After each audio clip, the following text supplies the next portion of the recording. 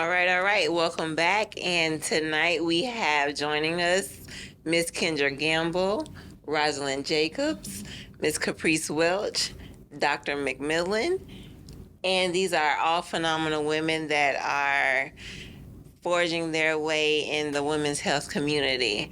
Just to continue the topic on the maternal mortality rate and things that go on in that, we want to talk about the mental health portion of the whole journey of birthing a child, because there is definitely a mental health portion that plays a role in it. But before we get started, go ahead and introduce yourself and tell people what you've done in this realm as far as being a birth worker and stuff like that. Excellent. So my name is Kendra Gamble, and as of this month, I have been a registered nurse for 25 years. I worked in labor and delivery and women's health for 12 years of my 25-year nursing career. High-risk OB. I've also done well baby nursery, those types of things. And women's health is just very near and dear to my heart. I happen to be a woman, and especially for women who are part of marginalized groups. All right. Hello, I'm Rosalind Jacobs. I'm a licensed massage therapist. I'm a doula, and I'm now a mental health specialist. So I've been working in this realm, licensed massage therapist for 25 years now. So. And you also do prenatal massage, yes. Okay. Postpartum and prenatal.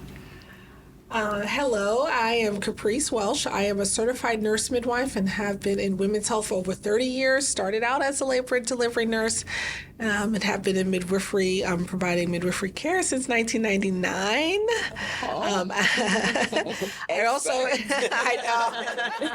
I also practice in the public health space. After doing a lot of clinical work, I also have an MPH, so I have sort of married the two and been in the public health space and in providing programmatic support and expertise to maternal and child health within the last few years, specifically around maternal morbidity and mortality. Awesome. Hi, I'm Dr. Angelique Gregory McMillan. I am a chiropractor. I'm an international TEDx speaker, as well as an author. Yes. And my writings are on women empowerment, self-confidence, self-care, happiness, Mental health. And mental health, yes. Right.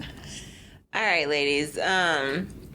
So this is the week to celebrate, like I said, maternal mortality rates. Well, not really celebrate, but bring an awareness to it, right? Yes. But let's talk about the importance of a support system while going through your birthing journey, and the importance of the education, being educated about your journey from the beginning until the end and even after, because most people don't pay attention to the postpartum portion of it, but that's a big portion, especially for the mother. And they don't know what to expect, and it is different for everyone, and that support is needed so badly. So Roz, you are one that supports, and you're as a doula. How do you handle the postpartum portion? I offer the massage therapy, and now I'm about to offer the mental health, hopefully, once I finish my hours. But a lot of the moms are also dealing with depression, anxiety.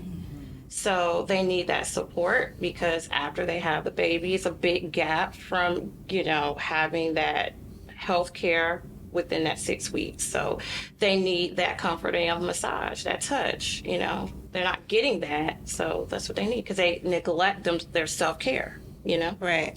And there's also a component in mental health where they understanding the process is actually, the chemical process that's actually going on in your body. Right. Soon to be Dr. Welch. Let's talk about that. All right. Pregnancy is a hormonal state. I mean, if you think about yourself during your menstrual cycle and the PMS you experience, and the highs and lows of that alone, and this influx of hormones during pregnancy, it's no surprise that it is just a very emotional and tumultuous time for some women.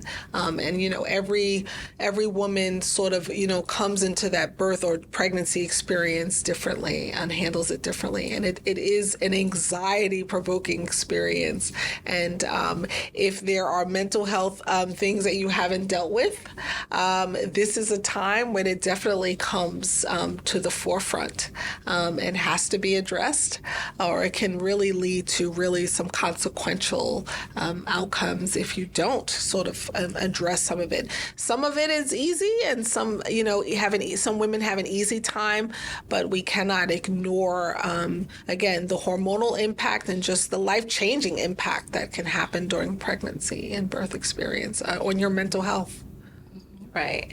And I say this one especially for Miss Gamble. All right. Dr. Welch, mentioned, mental health things that could have been going on with you previously prior to getting pregnant, and how that compounds on the postpartum part. Yes. What is your experience, and how do you work with women that go into that deep, dark depression or don't know how to understand or handle those emotions? Wow. Yes.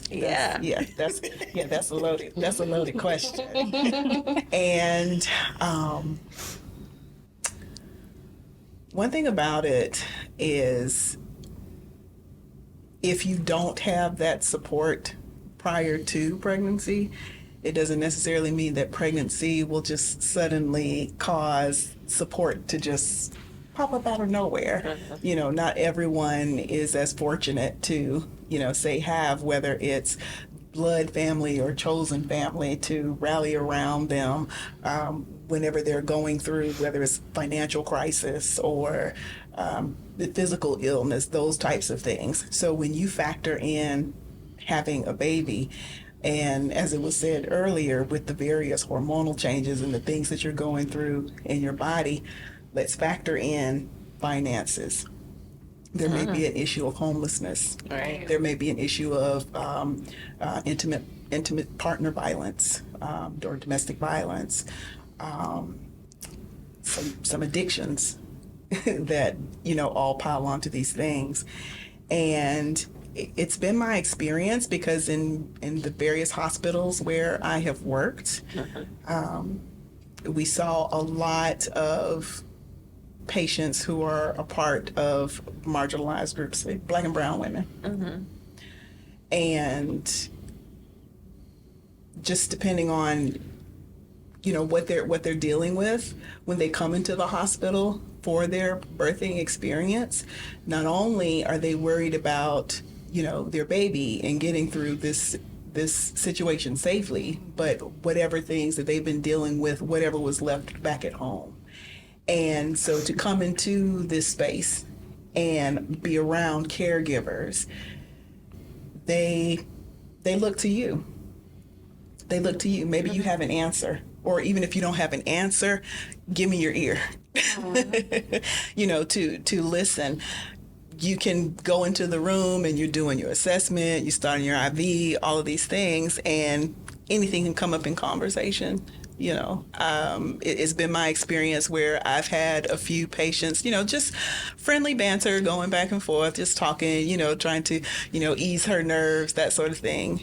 And before my shift is over, so do you have any kids? Do you want to have kids? That sort of thing. And at that time, I did, want to have children. It's like, yeah, but I don't have any children just yet. I'm unpartnered right now, and I'm kind of nervous about doing something like that by myself.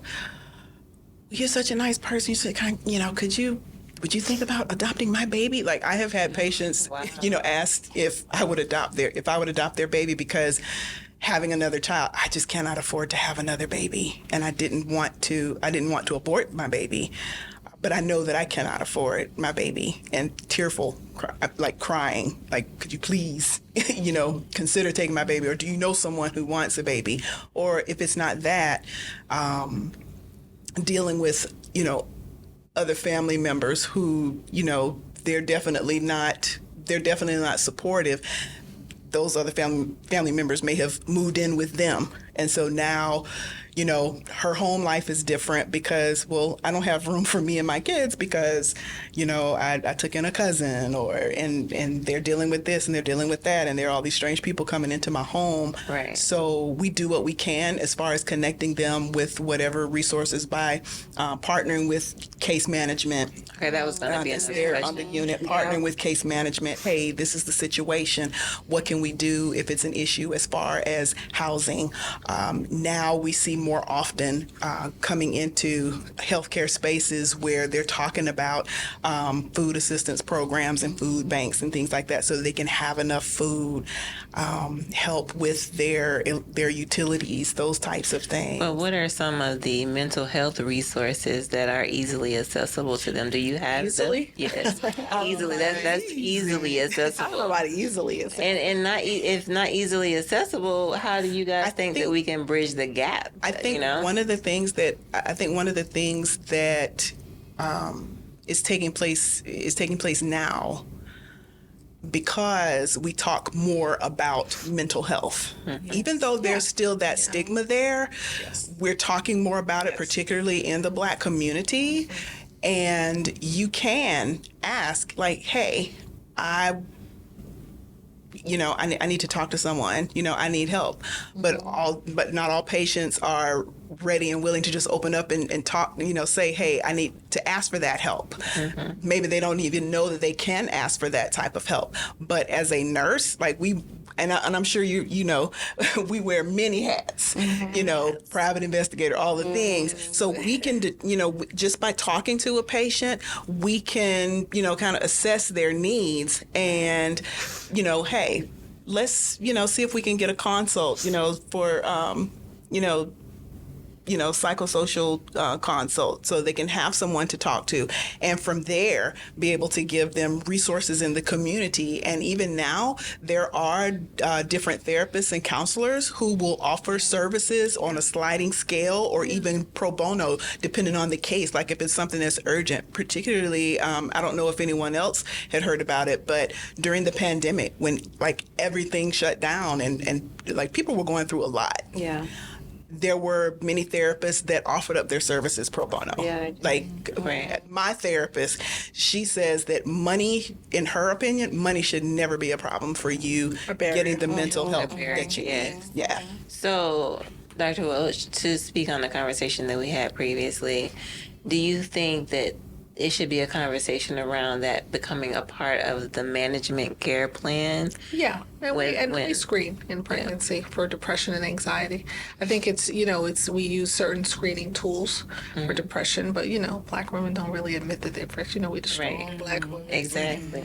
And I think does it screen for anxiety? Not so much. Right. Not so much. Does it screen for overwhelmness? Not so much. I'm working on a project now. We're using a tool where it screens for being overwhelmed. Oh, wow.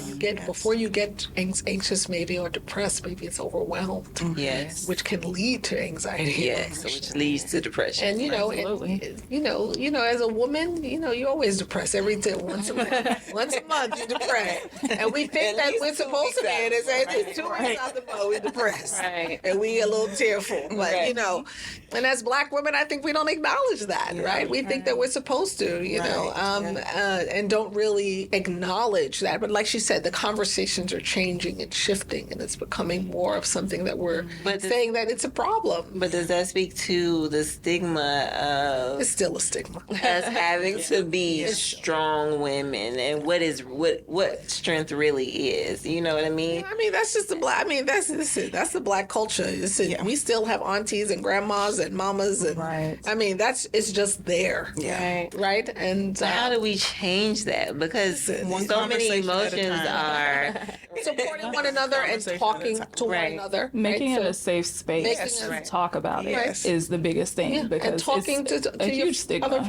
and talking, you know, Yeah. when if you're going through talking about it because your peers, your friends, your colleagues, your people in that space really need to hear that someone else is going through Yes. this, and it's not Yep. taboo, right? It's a real thing, and it's not a bad thing. Yeah. Or it's not just me. And that I tell feels- people, if I have to give you medication, it's really to strengthen your coping Right. muscle. It's a muscle, right? You need to Right. strengthen it. And I'm just giving you this for a little while. It's not like I'm giving you anything forever. I need you to strengthen your coping muscle until we get over this hurdle, and you'll be stronger. And let me help you that. get stronger.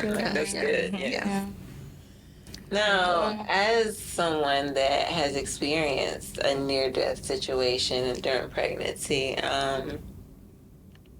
did you have access to the support that we're speaking of on the stage tonight? And first of all, did you take advantage of the access that you had if you had it? So that's a great question. And thinking back on that, I would say I definitely had access. I'm a strong believer in therapy and counseling. And during the time of my pregnancy, I was regularly seeing my therapist weekly. And we have a great relationship. So yes, I did have access to that portion. I was utilizing it. But I also feel like even being a healthcare provider and knowing what's going on the physiology and the anatomy side of pregnancy, it was still my first time going through a pregnancy. You're a mother first. Right. So it's like, I wish I had a little bit more information. I wish I had that guide of maybe a doula or someone there with me to take this journey, because you can read every textbook, but it never prepares you for when you're actually going through it, when you're feeling the morning sickness, when your hormones and your emotions are up and down, and you know you're crying because you can't get a Subway sandwich or something like that, right? And you're really put in a space, for me, of feeling like, wow, you know, I was this strong, independent woman, and now this is happening to me, and I don't feel like I have a hold on it, and I don't have control. How do I tackle this? So I felt like I didn't have that, but I didn't really know where to get it from. Right. So that's something that I do wish I would have had. And even in experiencing my loss with the pregnancy, having the proper coping mechanisms, having someone, of course, my therapist was there as well. But I feel like if I had that journey of having a doula there, and I knew about a doula after a loss, because I didn't know that was a thing, it would have helped me to cope better and heal better. Yeah. Support. Yeah, absolutely. So what are some of your takeaways? Because I know we're having twins next. So Wait, are what we? are some of the things that you think you may do differently during this pregnancy? I would definitely make Support your sure mental health. to support my mental health. Yeah. Having a birthing plan. That was something I knew about, but I just didn't take the time to do. Because, to be honest, I didn't place a whole lot of emphasis on it. I was Right, like, you I feel just like didn't you could feel just like I'm gonna take good care of you. I was gonna need it, you know. I don't need to know much. Very much. And I'm like, okay, I know what's going on with my body. I know what this is, you know. So I took that standpoint, but definitely having a birthing plan, creating a support system that's not just my husband or my family. My husband's wonderful, but I feel like having that support system of having a doula, having a midwife, and having that education and just having that relationship going through that would help me more emotionally. Because my husband's there, but he's still a man. But the doula support. But the doula, what I love about doulas, they support you, but they support the husband. Right. Yeah. Yes. The husband the support to be able to support you. Right. Because they're scared.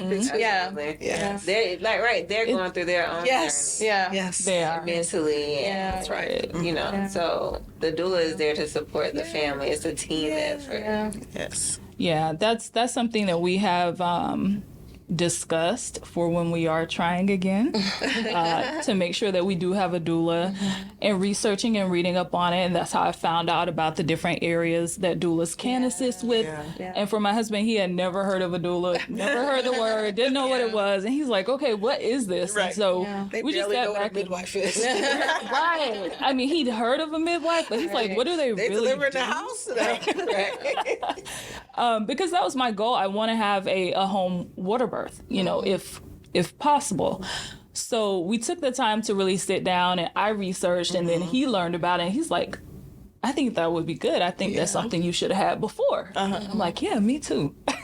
So It's wonderful. we're planning on that next.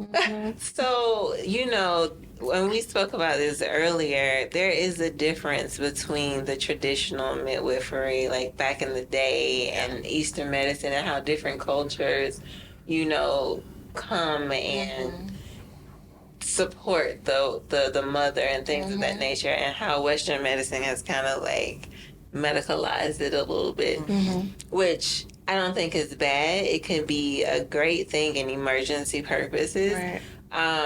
But how do we kind of bridge that gap to where the mother can still have what she desires, but still be safe at the same time? Right.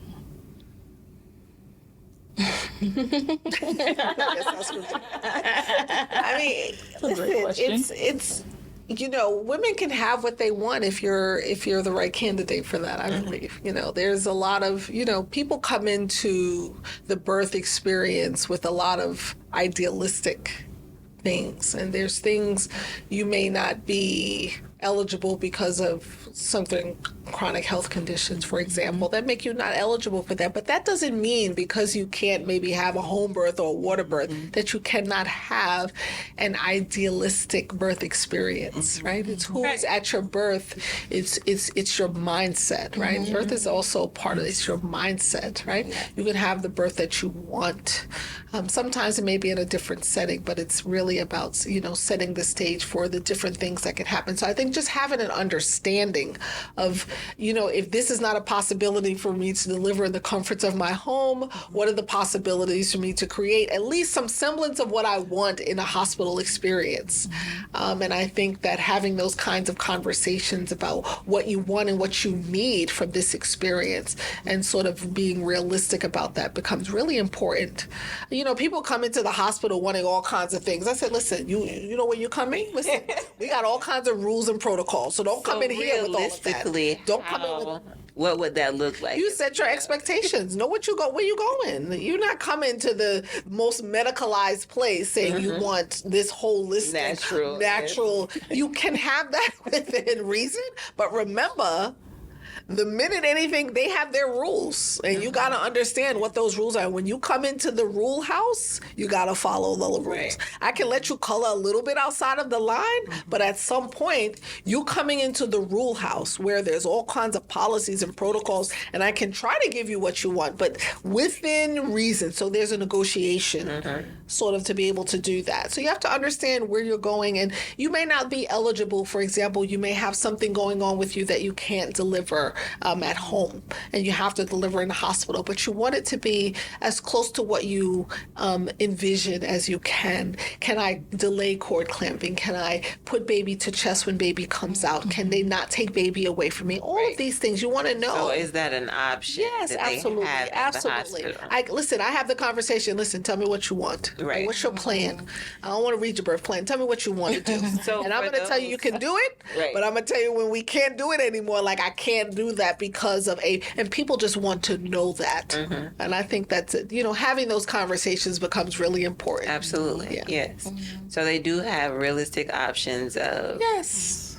not. You want to deliver on the floor on your knees on all of that? Listen, we can try. We can try to make that happen as long as I can monitor the baby. The nurses are gonna kill me if I. It's about safety, right? Yeah. Right, safety It's about first, safety. and I think You know, that's what's the Because it's a important thing, litigious. right? It's a Understand, litigious. We want a healthy baby, we want a healthy live bababy, and we want a healthy live mom. mother. Right.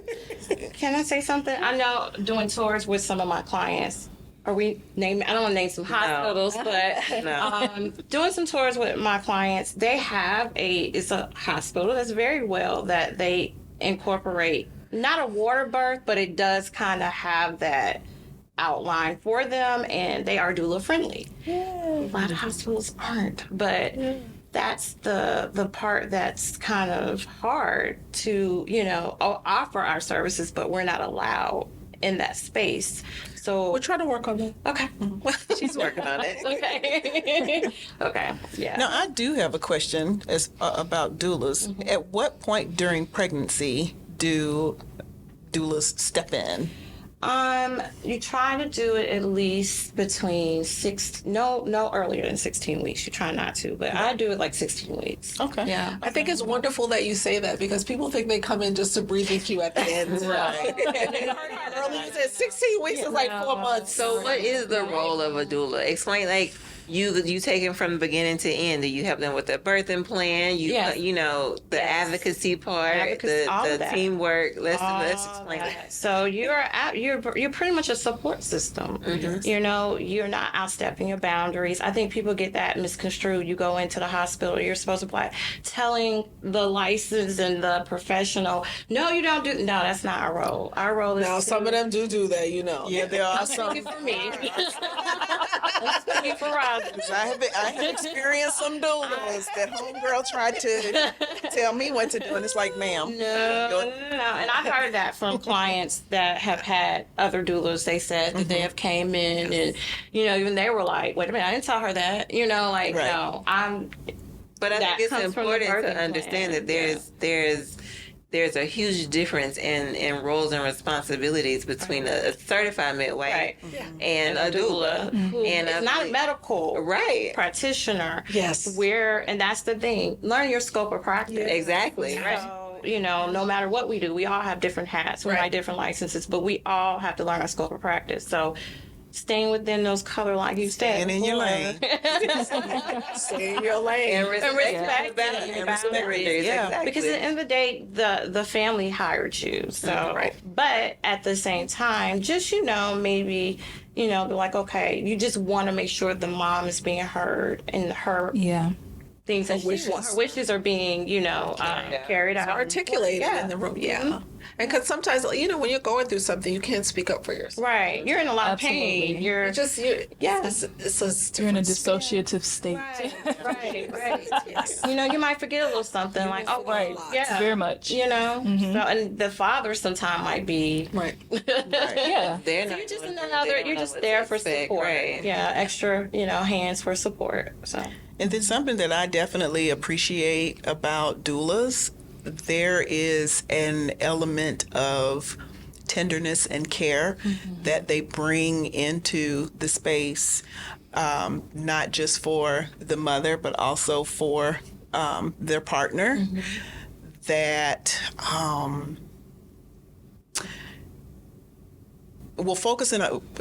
focusing my point on the mother, because we all know everybody's excited about the baby being here. And then once the baby is born, it's like they don't know mom anymore. They're not rubbing her feet and propping her feet and getting her those, waffle fries that she's been craving. So there is an element of care and tenderness and attention that doulas especially give to the mother.